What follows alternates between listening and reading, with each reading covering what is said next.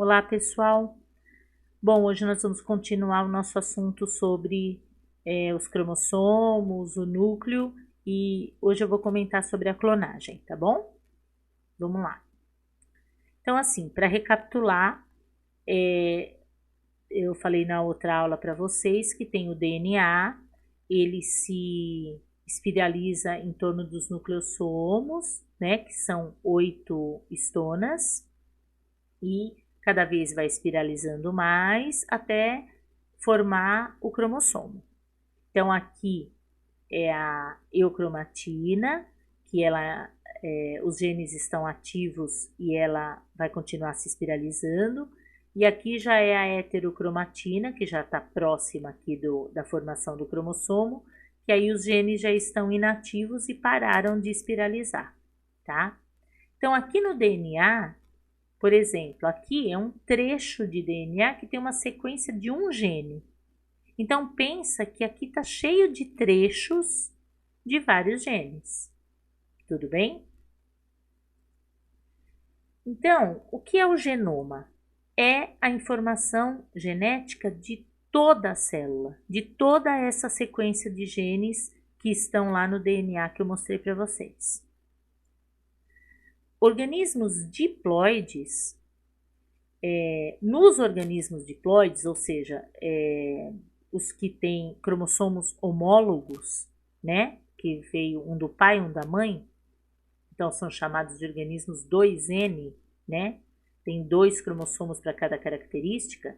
Então, nesses organismos, o genoma corresponde a todos os genes de um conjunto haploide, tá? Então, o organismo 2N, o conjunto haploide dele, que é a metade, que é formado de autossomos e de cromossomo sexual, é que é o genoma dele, certo? Então, a metade da quantidade de cromossomos que ele tem é considerado o genoma. O genoma humano tem o feminino e o masculino que diferenciam, porque o feminino ele tem o cromossomo sexual X em duplicata. Já o masculino, ele tem 2 cromossomos sexuais diferentes, que é o X e o Y. Então, por isso que os genomas mudam aqui, tá? O número de cromossomos dentro do genoma, certo? O masculino, ele tem um a mais porque ele tem o X e o Y, e o feminino, ele tem XX, então você conta um só, certo? Então, voltando aqui, não sei se ficou claro, o genoma é toda a informação dos genes dentro do DNA. Então, em organismos que são diploides, que são considerados 2N, o genoma corresponde à metade do número de cromossomos que ele carrega, certo? Então, esse conjunto é formado de autossomos e de cromossomo sexual, certo? Eu vou explicar aqui no outro slide mais detalhado para vocês. O cariótipo, ele é uma coleção de cromossomos no organismo. Então, é feito até um exame de cariótipo. Então, esse é o cariótipo, onde você tem o par 1, o par 2, o par 3 e assim vai, aos pares. Até o 22 são autossomos. O último par, que é o par 23, ele é o par de cromossomos sexuais. Então, por exemplo, se é um homem, ele tem o XY. Se é uma mulher, ela tem o XX, certo? Então, isso que eu estava falando lá para vocês do genoma. Aqui você tem um cariótipo de uma célula diploide, porque você tem 46 cromossomos aqui dentro, são 23 pares, tá? Só que até o par 22 são cromossomos autossomos, ou seja, eles carregam qualquer tipo de característica, menos a característica sexual. O último par é o par de cromossomos sexuais. Então, o que eu falei para vocês do genoma é que, assim, dentro de um indivíduo diploide, aqui você está vendo o cariótipo de uma célula diploide, Então, ela tem conjunto de cromossomos homólogos, tá vendo? Ela tem o par 1 de homólogos, o par 2 de homólogos e assim vai, até o 23. O genoma dessa célula diploide é um cromossomo do par 1, um cromossomo do par 2 e assim vai. Então, pensa nisso tudo aqui, metade. Então, isso que seria o genoma. Aqui tem uma célula de 46 cromossomos, o genoma está correspondendo a 23 cromossomos, ou seja, um conjunto haploide, metade, tá? Porque esses cromossomos, pessoal, são diferentes, eles vieram do pai e um da mãe. Só que como são homólogos, eles estão carregando as mesmas características, certo? E no haploide ele está mostrando um de cada um, tá? De cada grupinho aqui, certo? E assim, aqui você tem, por exemplo, o grupo A, o grupo B. Isso caracteriza aqueles tipos de cromossomos que eu falei na outra aula, que são relacionados à posição do centrômero.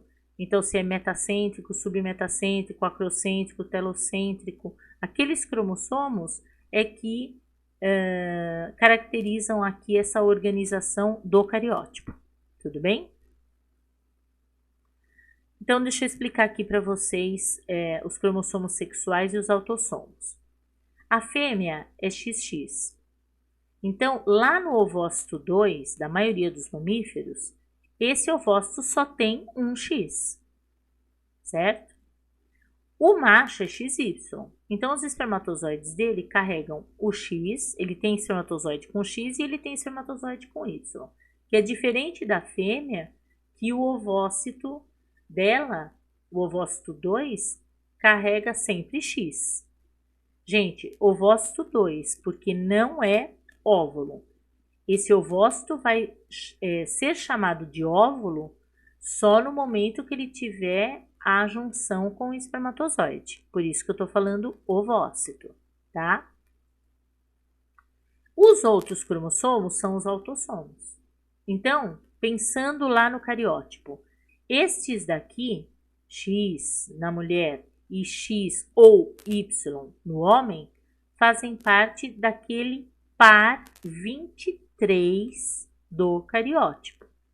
Esses aqui autossomos são os 22 pares, porque carregam características diversas, tá? Então, vamos lá. Numa célula somática nossa, ela é qualquer célula do corpo, menos gameta. Então, a célula somática também é chamada de diploide, que também é chamado de 2N, que significa 2 cromossomos para cada característica. O N é característica, então aqui ele está em duplicata, que são os homólogos. Então, no nosso caso, nós temos 46 cromossomos nas nossas células somáticas, tá? Que são todas menos gameta. Desses 46 cromossomos, nós temos 22 pares de autossomos e um par de cromossomo sexual. Se for mulher é XX, se for homem é XY. Tudo bem? Agora, nas células reprodutoras ou gametas, mesma coisa, ou células haploides ou células N, você pode estar falando de qualquer forma. Você pode estar falando de gameta. Esse gameta é uma célula haploide, que é uma célula N. Tem metade do número de cromossomos, 23. Desses 23, 22 são autossomos e um é o cromossomo sexual, tá? Que no caso na mulher é X e no homem pode ser X ou Y. Tudo bem? Então, reparem que nos gametas não existe homólogo. Você tem um cromossomo de cada tipo, que aí na junção você tem 23. Então, é sempre metade, pessoal. Ó, 23 é metade de 46. Aí aqui, ó, 22 é a metade de 44. Um é a metade de 2. Então, tudo é metade, certo? Então, eu comentei com vocês do ser humano, certo? Da quantidade de cromossomos, dentro desses cromossomos totais, os autossomos e os sexuais. Mas isso vale, pessoal, para outros animais também. Lá eu comentei da maioria dos mamíferos, mas outros animais e mesmo as plantas acontece a mesma coisa. Eu coloquei um exemplo aqui para vocês das ervilhas. A célula somática das ervilhas, que é a mesma coisa que célula diploide, que é a mesma coisa que 2N, tem 14 cromossomos. Dentro desses 14 cromossomos, 6 pares são autossomos e um par é sexual. Então, é a mesma coisa. Então, dentro dos 14, você tem 12 autossomos e 2 sexuais. Nas células reprodutoras, que são os gametas da ervilha, ou células haploides, ou células N, mesma coisa, você tem metade. É sempre assim. Então, são 7 cromossomos. Dos 7 cromossomos, 6 são autossomos e 1 é sexual, tá? Então, percebe que seguiu a mesma coisa. Aqui tem 14, aqui tem 7, é metade, tá? Aqui tem 12, aqui tem 6. Aqui tem 2, aqui tem 1. Então, sempre o gameta vai ter a metade de tudo. Metade de autossomo, metade de cromossomo sexual. E, lembrando, os gametas não têm homólogos. É sempre um de cada um, tá? Um do par que corresponde ao grupo 1, um do par que corresponde ao grupo 2, e assim vai, até o final do cariótipo. Tudo bem? Então, vamos lá. Eu vou agora comentar com vocês sobre a cromatina sexual, que também é chamada de corpúsculos de Barr. Barr foi um cientista que, em 1948, ele descobriu no cromossomo sexual uma massa heterocromática. Então, o que é isso? É da heterocromatina. A heterocromatina é a cromatina que está com os genes inativos, porque já estão totalmente espiralizados, já condensou o que tinha que condensar, certo? Então, ele descobriu essa massa através de uma coloração no cromossomo sexual. Então, nos mamíferos, a fêmea é XX, só que um X dela vai permanecer condensado e, consequentemente, inativo, porque ele veio de uma heterocromatina, tá? Então, esse cromossomo que fica, esse X que fica condensado e inativo, é que é chamado de cromatina sexual ou corpúsculo de Barr. No macho, como ele possui apenas um X, então esse X permanece desenrolado. Então, ele não tem cromatina sexual, certo? Então, esse teste de identificação do corpúsculo de Barr ou da cromatina sexual, ele serve para determinar o sexo, porque no caso o homem não tem cromatina sexual porque ele só tem um X e esse X está desenrolado, tá? Seria como uma eucromatina. E a mulher tem uma cromatina sexual porque um X dela fica enrolado e o outro não. E também a função aqui é identificar alterações de cromossomos sexuais, tá? Que nem, por exemplo, síndrome de Klinefelter, ele tem X, ele é um homem, porque ele tem Y, ele é XXY. Então, ele tem uma cromatina sexual. Ele é um homem que tem cromatina sexual. Por quê? Porque ele tem 2X. Então, um X dele fica ativo e o outro fica inativo. Numa síndrome de Turner, que é mulher, X0, ela é uma mulher sem cromatina sexual. Por quê? Porque ela só tem um X. Tá? Então, acaba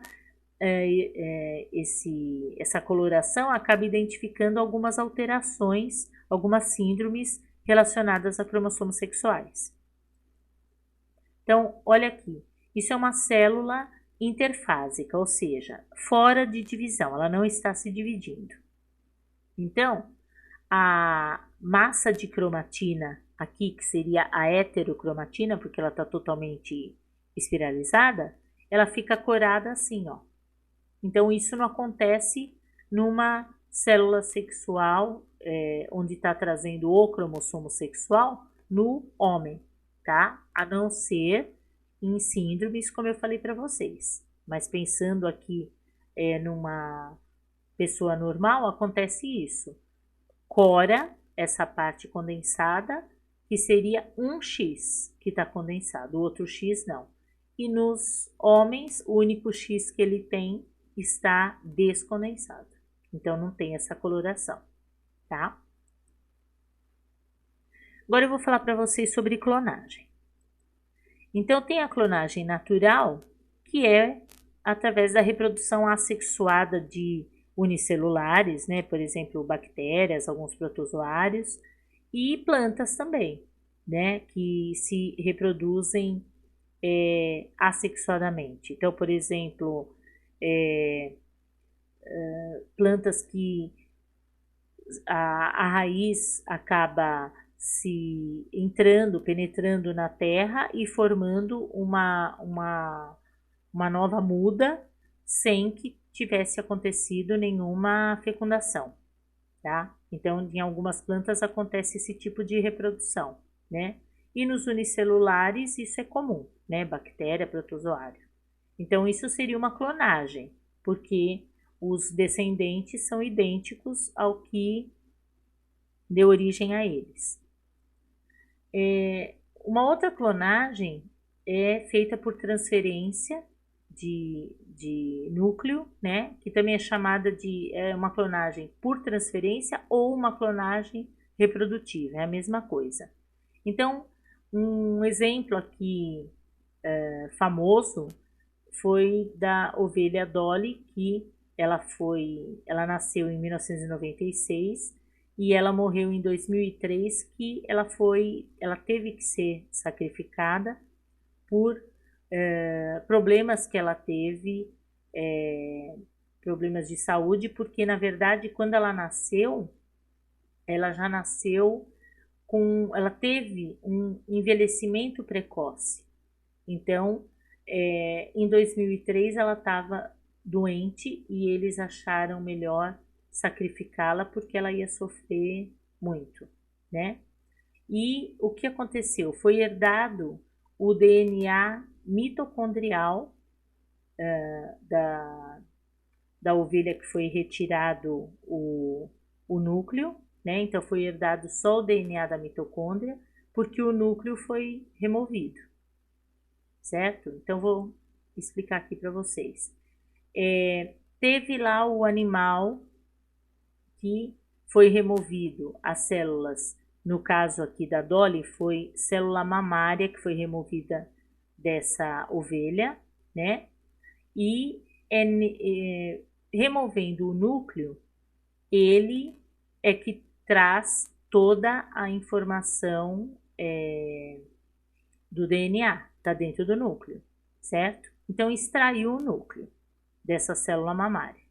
Aí pegou essa ovelha aqui, tirou o óvulo dela, certo? Uma outra ovelha, tirou o óvulo dela, e aí tirou-se o núcleo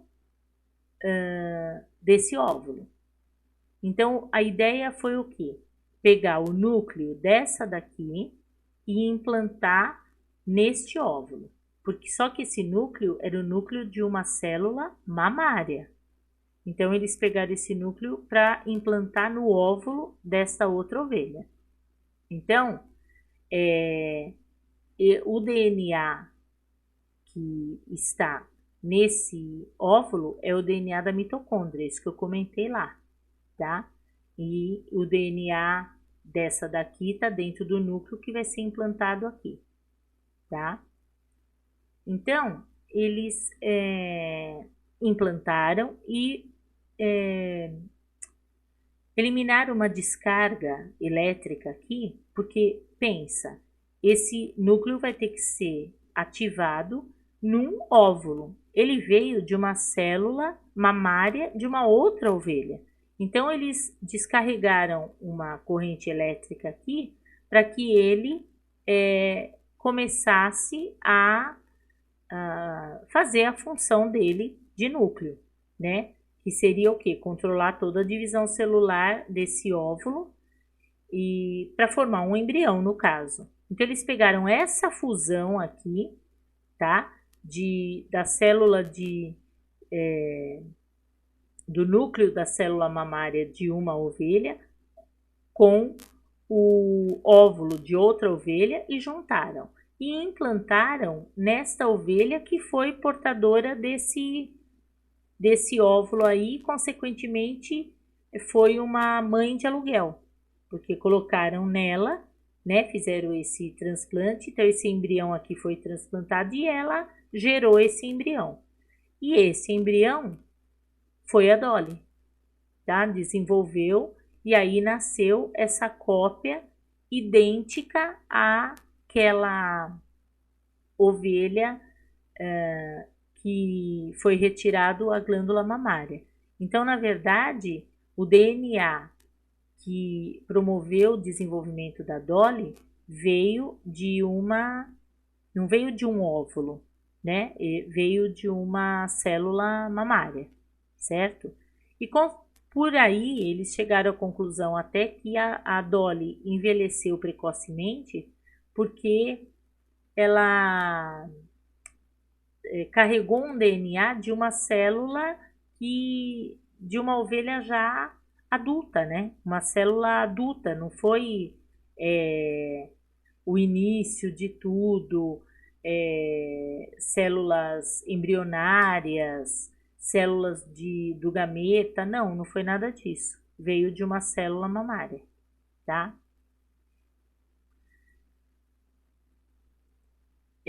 As aplicações para esse tipo de clonagem por transferência ou reprodutiva é que eles acabam fazendo isso para desenvolver animais resistentes a determinadas doenças, clonar animais em risco de extinção, tá? Tá clonando no útero de uma outra espécie, por exemplo, né? Então, está em risco de extinção, acaba pegando o embrião e implantando no útero de uma outra espécie, para manter essa espécie que, no caso, está com risco de extinção. Também se aplica essas cópias em de animais transgênicos. Então, quer dizer, produção de proteínas ou órgãos para transplantes em humanos. Então, as aplicações de clonagem seriam mais ou menos em relação a isso. A ideia é de originar animais resistentes, de clonar aí animais em extinção e fazer uma cópia aí de animais transgênicos, porque aí eles foram modificados geneticamente para que se produza proteínas úteis ou até mesmo órgãos para poder transplantar em seres humanos. Então, existe aqui, vou colocar para vocês, porque ainda vou comentar da clonagem terapêutica, a diferença entre essas clonagens. Então, você tem uma célula doadora, né? Aí você tem lá um outro organismo onde foi retirado o óvulo. Então, essa célula doadora vai se pegar o núcleo dela e vai se implantar nesse óvulo, né? Que foi o que aconteceu com a Dolly. E aí vai formar essa célula vai se reproduzir, vai formar um clone, certo? Então, na clonagem reprodutiva, essas células vão ser implantadas numa barriga de aluguel, certo? Que eu já expliquei para vocês. Isso é reprodutiva. Numa clonagem terapêutica, essas células elas vão para uma cultura celular. Então, vai para placas de Petri em laboratório, certo? E aí, eles vão induzir essas células a formarem os órgãos que eles querem. Tá? Então, é diferente aqui. São clonagens, mas são clonagens diferentes. A reprodutiva é aquela da barriga de aluguel, como aconteceu com a Dolly. A terapêutica é para em laboratório, para produção de células ou mesmo órgãos, tá? Para transplante. Então, na clonagem terapêutica, tem lá células-tronco, né? Que normalmente são utilizadas de embriões com aproximadamente 100 células, isso corresponde a 5 dias de vida do embrião, tá? E também células-tronco presentes em tecidos de organismos adultos, por exemplo, a medula óssea, tá? Então, você pode ter essa célula-tronco tanto do embrião quanto em tecidos já adultos. Então, o que que acontece? Tem lá a célula, aí elas se multiplicaram, né, como um embrião, chegou lá nessa fase que são 5 dias mais ou menos, aí isso é retirado e é colocado numa placa de Petri em laboratório. Essas células tronco, elas são chamadas de células totipotentes. Por quê? Porque elas são indiferenciadas. Na verdade, é um bolo de células, mas que não tem diferenciação de tipos de células aqui dentro. São células, tá? E aí, o que que vai acontecer? Vai promover uma indução de diferenciação de células, mas isso é meio que aleatório. Pode dar certo como não. Então, eles vão separar células no meio dessas totipotentes, células que vão originar células sanguíneas, outras que vão originar células nervosas, outras que vão originar células musculares, por exemplo, tá? Mas não se conhece exatamente o processo dessa diferenciação. Não se sabe como que essas células que são indiferenciadas acabam se diferenciando em determinados tipos de célula, tá? Mas isso é um tipo de clonagem terapêutica, né? Que é feito para que possa originar células diferenciadas. Quando é uma célula já adulta, né, que ali a gente estava falando do embrião, então é retirado, por exemplo, célula tronco do sistema nervoso. Então ela vai originar neurônio. Aí tirou célula tronco da medula óssea, ela vai originar células sanguíneas. Então é determinado já o tipo de célula, depende de onde foi retirado a célula adulta, é o que ela vai originar. Tá? É diferente de uma célula embrionária que é totipotente, que você pode induzir a formação de qualquer outra célula. Aqui não, ela já foi diferenciada, já é adulto. Então, se você tirou do sistema nervoso, ela vai produzir neurônio. Se você tirou da medula óssea, ela vai produzir célula sanguínea. Tudo bem? Mas são dois tipos de clonagens terapêuticas, tá? Com o objetivo de formar células em laboratório. As aplicações dessa clonagem terapêutica é a formação de órgãos a partir de células tronco para poder fazer o transplante. Então, esse é o objetivo maior. E também tratamento de diabetes, de câncer, de mal de Parkinson, de Alzheimer. Então, assim, a intenção é o quê? É através dessas células, principalmente as células totipotentes, que são embrionárias, regenerar áreas afetadas do organismo que provocam determinadas doenças, tá? E também fazer órgãos para que se resolva todo o problema aí de transplante, da fila do transplante. Então, a ideia é essa, tá? De produzir essas células em laboratório. Agora, em relação às questões éticas, né? A aplicação de tudo isso dentro de uma ética é que complexo aqui se discutir, porque a ciência existe, ela é importantíssima, tá? Só que depende para que lado vai se levar a isso. Então, você pode ter cientistas que vão levar toda essa descoberta para tudo isso que nós comentamos, tá? Para controlar esse problema todo do transplante, para conseguir regenerar áreas afetadas e prevenir ou curar até mesmo essas doenças. Mas, por outro lado, você existem pessoas que também podem levar isso para originar uma sequência ali de DNA, mexer nos genes para que tenha, por exemplo, uma pessoa forte, mas menos inteligente, porque aí essa pessoa seria, vamos dizer, usada para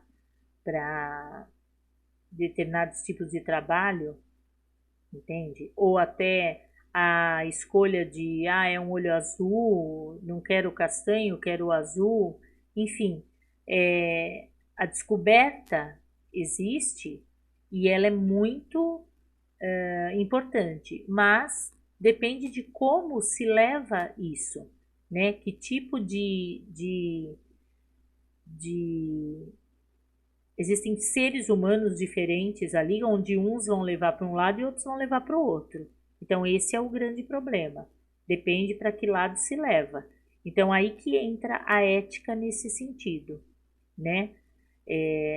Se você for pensar numa radiação, ela foi descoberta e ela é muito importante nas quimioterapias, por exemplo. Só que, por outro lado, também você pode, com essa radiação, ter a bomba e uma bomba atômica que vai destruir, vai provocar a morte de muitas pessoas. Então, você tem sempre os dois lados. Então, a ética entra nesse sentido. Depende do que vai ser feito com essa descoberta, tá? Que nem, por exemplo, há um ano atrás aí, um chinês fez todo o sequenciamento do DNA através do CRISPR. Então, ele foi cortando e selecionando os genes, aonde nasceram as meninas gêmeas, que ele sequenciou esse DNA para que elas não fossem nunca contaminadas com o vírus HIV. Então, elas não têm nas células o encaixe da onde o vírus vem e gruda na membrana. Então, ele fez esse sequenciamento e essas meninas nasceram. E por conta disso, como é proibido fazer esse tipo de aplicação dentro do próprio ser humano, ele na época foi até preso, porque as meninas estão aí. Se se deu certo isso, não sei. Elas, um dia mais tarde, se elas forem submetidas ao vírus HIV, é que vai se saber se elas vão pegar a AIDS ou não. Mas aí é que tá, entendeu? Então, quer dizer, a pesquisa toda existe, mas depende de como você aplica isso. Então, é aí que entra a ética, né? Então, no ser humano, isso não é viável, né? É proibido. Agora, eles fazem todos esses testes em animais, né? Tudo bem? Bom, pessoal, então terminamos o nosso assunto aqui sobre cromossomos, sobre clonagem, sobre núcleo, e eu espero que vocês tenham entendido, tá bom? Um beijão e até a próxima aula. Tchau, tchau.